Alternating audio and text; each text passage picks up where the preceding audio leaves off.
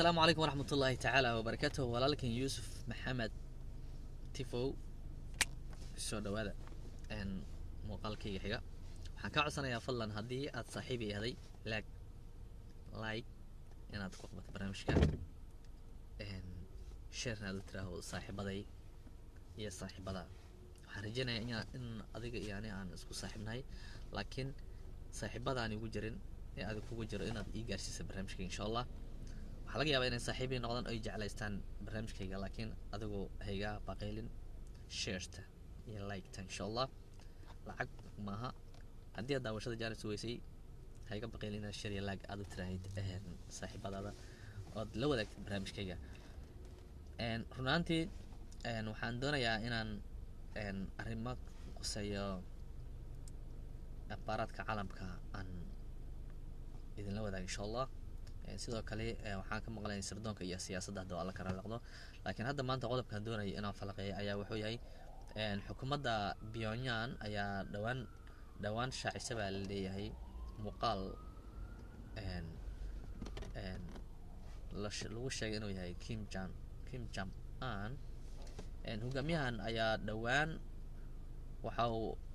ahay mid muran dhaliyay warbaahinta qaasatan warbaahinada caalamka ayuu qabsaday kadib markii la sheegay in xilli dhanka wadnaha oo qalin looga sameeyay dhanka wadnaha isbitaal ku yaalo xukuumadda Pyongyang hase ahaatee warbaahinta caalamka ayaa sheegtay in hogaamiyahan uu geeriyooday walow qaar kale ay falaqeynayeen inuu hogaamiyahan uu ka dhumanaya baalayr cudurka coronavirus-ka maadaama ay dhaqaatiir qaas kula taliyeen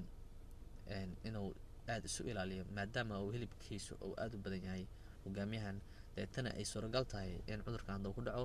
uu degdeg u dhiman karo maadaama uu cudurkan yahay mid khatartiisa leh isna aad u halakeeya baa layidhi dhanka sababada iyo neef mareenka walow uu ugu sii danaya baa layidhi dadka cayilan iyo dadka difaacoodu daran yahay hogaamiyahan ayaa muddooyinkii ugu dambeeyay wuxuu kordhiye baa leeyahay siyaasadiisa dhinaca sirdoonka hase ahaatee arrinta ayaa waxay keentay kadib markii la waayay 15kii abriil xuska awowgiis uu ka baaqsaday oosan weligiis ka baaqsanin maalintaasna uu qoonsi jir baa leeyahay arrimo sirdoon arrimo qaran xilligaas waxaa la yidhi hogaamiyaha oo guud ahaanba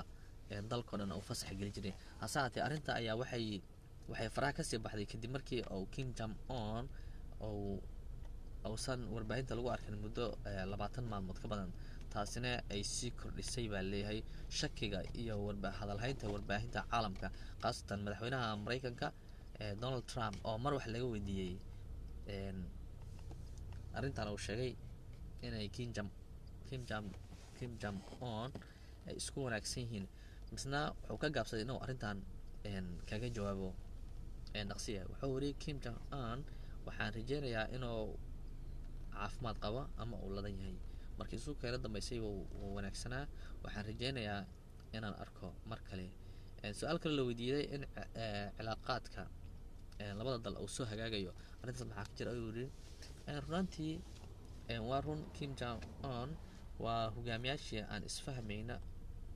buu yiri walow hogaamiyahan uu ka aaminsan yahay madaxweynaha Mareykanka inuu yahay hogaamiye waalan isna go'aana halisteeda leh qaadi karo mar xataa isku day Mareykanku inuu weeraro haddana sirdoonka Mareykanka uu ogaaday in dalkan hubka nuclear-ka yaalo ayuu haddana waxa uu ka baqay in xaalad khatar ah labada dalba ay geli karto oo burbur ay ku damay karto oo waxyaabaha la isticmaali xataa uu isticmaali karayo maadaama uu ninkan ka aaminsan yahay inuu yahay nin siyaasadiisa ay tahay mid waalan misna uu yahay niman jaxin hogaamiyaha da'da yar Kim Jong-un ayaa waxaa la sheegay hadda inuu waxay Koreada Koonfureed markii ugu horeysay ay soo bandhigtay in hogaamiyahan uu ladan yahay misna uu warbaahinta ka soo muuqan doono xilli dambe walow Koreada waqooyi qudheeda ay aad uga hadlaysa arrimaha caadiga deetana aysan makaadayn baa layidhi arrimaha ku aadan madaxweynaha arrin taxadir ah oo jirta awgeed. Arrinta falaqaynta u baahan oo laga hadlaya ayaa waxay tahay oo iminka warbaahinta hortaala ayaa waxay tahay in hogaamiyahan dhowr jeer lagu arka baa layidhi dhanka waqooyi ee magaalada familkiisu degana xilligaas oo meelaha dhulka baadiyaha train qaas oo u raaci jiray. sawiro laga helay baa layidhi dhanka satellite-ka oo 2 jeer qaaday satellite-ka, taasina ay shaki gelisay baa layidhi hogaamiyuhu inuu dhankaas nasiino u jiray ooba ayuusan xanuunsanayn. tada kale waxay warbaahintu ay ka muujisay baa la leeyahay walaac isbitaalka la sheegay in lagula sameeyey qalin dhanka wadnaha inuusan qaabilin baa layidhi qalimo noocaasa oo uusan fuli karin baa layidhi, khaasatan aysan suuragalahayn baa layidhi xataa inuu fuliyo maadaama uu dalku isbitaalaad ka waaweyn oo leeyahay, haddana mas-uulka ugu sarreeyo aan loo qaadi karin isbitaalkaas. hase aatee hogaamiyahan ayaa haddana waxaa warar kala soo baxaya waxay sheegayaan inuu dalka dhigiisa China oo uu aastay baa layidhi howlo qaasa oo dhinaca siyaasadda iyo sirdoonka ku aadan iyo howlo asi quseeyo misna oo ahay baa leeyahay shir qarsoodi ah, taasi oo sababtay baa leeyahay in hogaamiyaha la waayo. hase aatee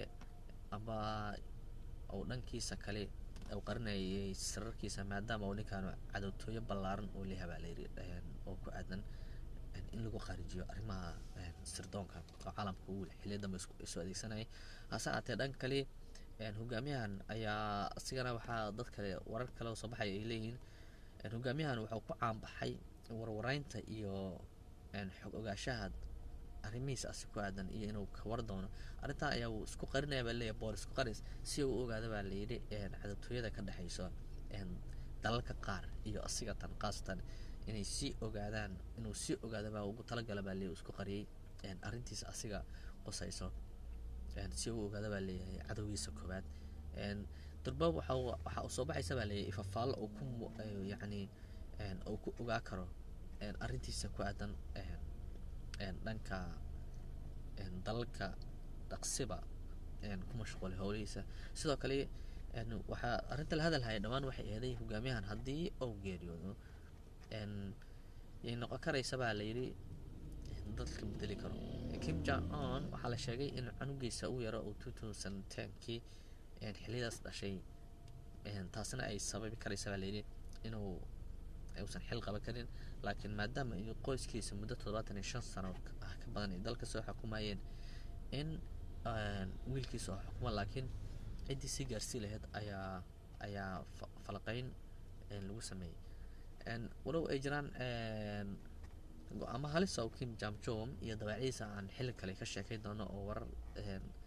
qosol leh ba ay ku jiraan haddaad eegtad qaarkoodna argagaxay leeyihiin. arrinta ninka waa adeerkiis waa ninka sida argagaxa leh u dilay baa layidhi ama u daldalay, walow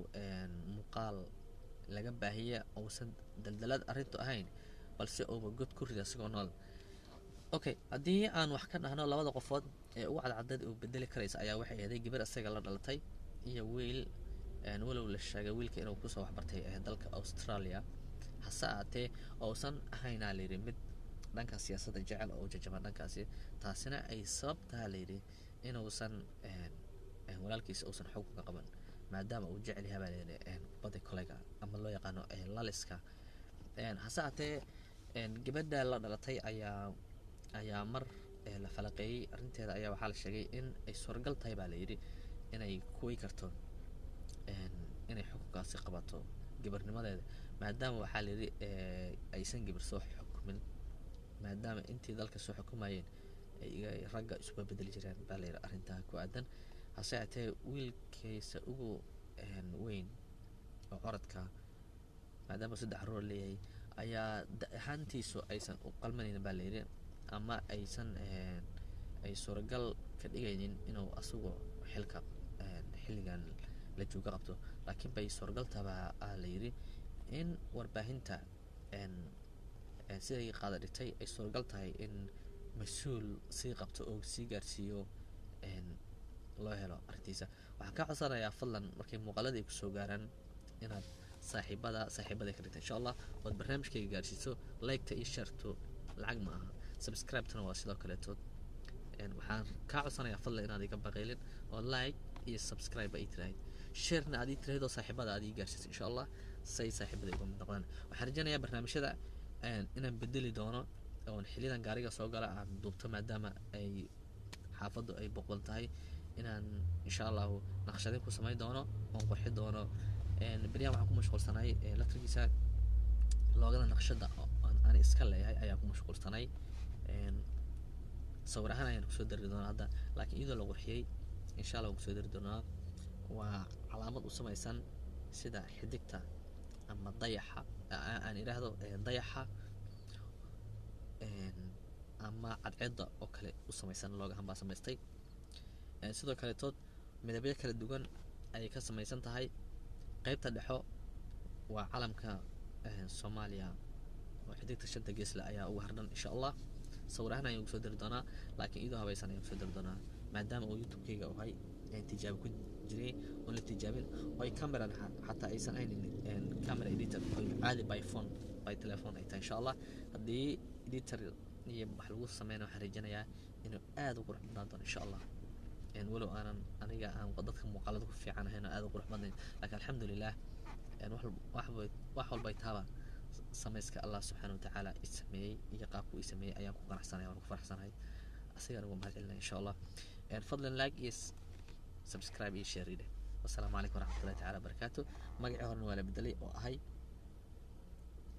horjoog media, hadda waa kedis media hadda laga bilaabo. la socda xaaladaha,